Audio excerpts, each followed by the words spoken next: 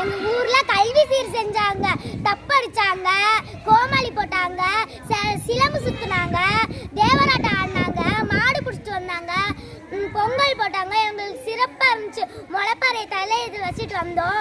எங்க ஊர் மக்கள் எல்லாருமே எங்களுக்கு தேவையானதெல்லாம் வாங்கிட்டு வந்தாங்க. ஸ்கூலுக்கு தேவையானதெல்லாம் வாங்கிட்டு வந்தாங்க.